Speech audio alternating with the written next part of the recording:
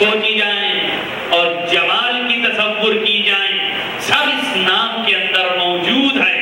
اس کے اندر کوئی کمی نہیں ہے،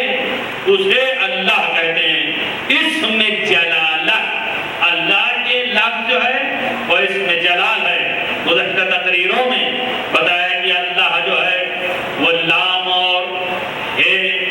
اور جو ہے وہ الف سے مل کر کے ہے، اس میں ایک لام اضافہ ہے، لہذا اللہ ہے۔ اصل اس کی بنیاد جو ہے وہ ملاحہ، اور اس کی بنیاد جو ہے وہ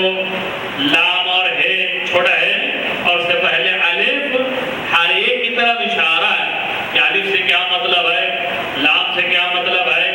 ہے سے کیا مطلب ہے۔ لیکن امیر المومنین علی ابن ابی طالب علیہ السلام کی جو امام متقین کا فرمان ہے کہ اللہ کے معنی آپ نے فرمایا بحار الانوار میں روایت موجود، اللہ معنا والمعنى الذي المعبود، اللہ کا معنی وہ معبود ہے، معبود ہے، یا الذی، یا اللہ جس میں جو ہے فی ہے الخلق ویولعہ الیہ، یعنی مطلب یہ ہے کہ اللہ کے معنی معبود کے ہیں، وہ معبود کہ جس کی ذات میں مخلوق متحیر اور حیرت میں ہے، سمجھ نہیں پا رہی ہے، زیادہ حیران ہے اور متحیر ہے، اور جس کی ذات کی طرف پوری کائنات پناہ لیے ہوئے ہے۔ اللہ کے لفظی معنی معبود، عبادت کیا ہوا وہ معبود کہ جس کی ذات کے سمجھنے میں کل مخلوق متحیر ہے، حیرت میں ہے اور سمجھ نہیں پا رہی ہے، اور کل مخلوق کائنات کی اسی کی پناہ میں اور اسی کی طرف پلٹ کے جانے والی ہے۔ یہ وہ معبود کے معنی ہے، لفظ اللہ کے معنی معبود کے۔ بس ختم کر رہا ہوں اور وقت تمام ہو گیا، تقریباً تھوڑی سی بات اس کے اندر باقی جو ابھی وقت ہے، اسی وقت کے اندر چونکہ مسئلے کا وقت الگ ہے، تقریر کا وقت تھوڑا الگ ہے، زیادہ 2-4 منٹ میرے باقی ہوئے ہیں۔ اس میں لفظ بسم اللہ، بسم اللہ، اس معنی نام، اللہ جو ہے لفظ جلال کہ جو تمام صفات کمال الجلال، تمام کائنات میں جو قوت و قدرت بن سکتی ہے ان سب سے اعلیٰ اور ارفع،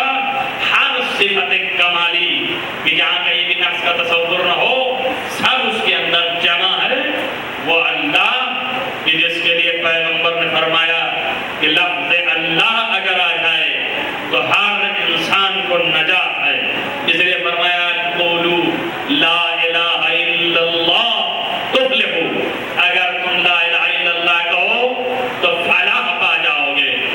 امام رضا اور حشتم علیہ السلام نے علی ابن موسیٰ رضا ارشاد فرماتے ہیں جب ایران تشریف لے گئے تھے، عباسی مامون نے زبردستی آپ کو وہاں پر بلایا تھا،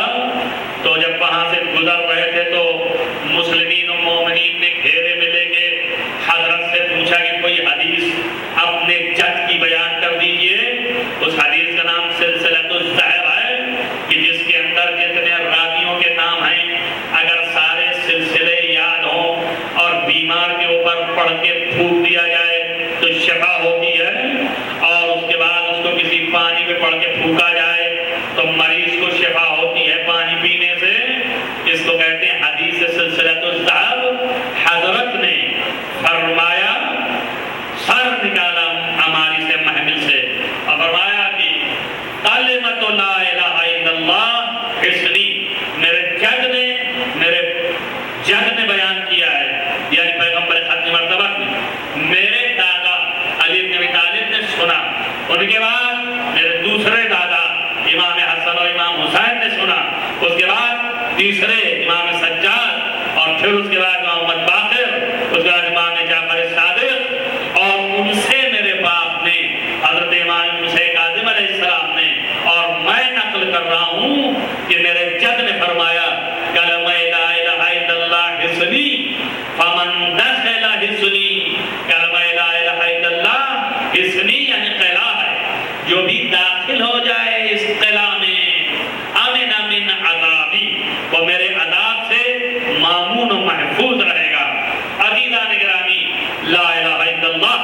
اللہ کا کلمہ، اللہ کی ذات بہت بلند، بڑی برتر، کوئی طاقت و قوت روک نہیں سکتی، مگر اس تک پہنچنے کے لیے شرطیں، شرائط، بغیر شرط کے کچھ نہیں۔ اسی لیے امام علیہ السلام نے جب چند قدم اور آگے بڑھے تو آپ نے سر نکالا اور فرمایا کہ یہی فرمایا تھا کہ بشرطہا و شروطہا، کلمہ لا الہ الا اللہ قلعہ ہے اور جو قلعہ میں آ جائے وہ عذاب سے محفوظ، مگر شرط و شروط کے ساتھ۔ اور پھر محمل کے اندر سر کر لیا، پھر کچھ دور جانے کے بعد آپ نے سر محمل سے نکالا، جو اونٹ کے اوپر محمل ہوتی ہے ہماری، اس کے اوپر تشریف فرما تھے،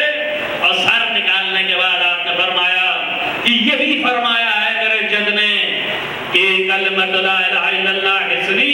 فمن دخل حصنی امن من عذابی بشرطہا و شروطہا وانا من شرطہا، اور ہم انہی شرطوں میں سے ہیں۔ بس سمجھ میں آیا کہ لا الہ الا اللہ کہو تو فلاح پاؤ گے، لا الہ الا اللہ کہو تو عذاب سے بچو گے، لا الہ الا اللہ کہو تو تم جو ہے وہ عذاب سے محفوظ ہو جاؤ گے اور قلعے میں داخل ہو جاؤ گے، لیکن اس وقت تک نہیں جب تک کہ میری ولایت اور امامت کے قائل نہ ہو جاؤ، میں ان میں کی ایک شرط ہوں۔ اور معلوم یہ ہوا کہ خدا بھی اس وقت مل پائے گا جب محمد و آل محمد کا واسطہ بیچ میں آ جائے گا، خدا بھی اس وقت سمجھ میں آئے گا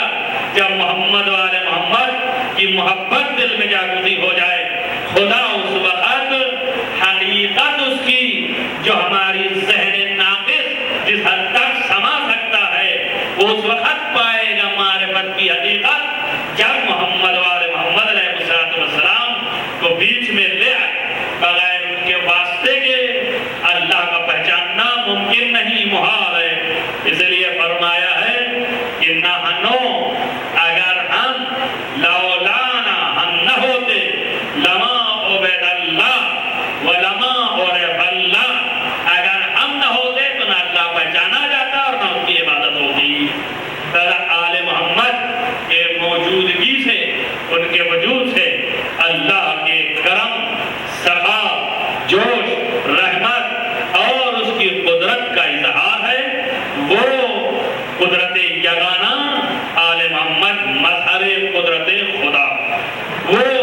قوت یگانہ اور رحمت یگانہ،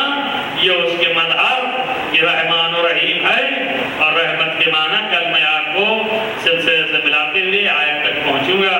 وقت تمام ہو گیا۔ وآخر دعوانا الحمدللہ رب العالمین، وصلی اللہ علی محمد و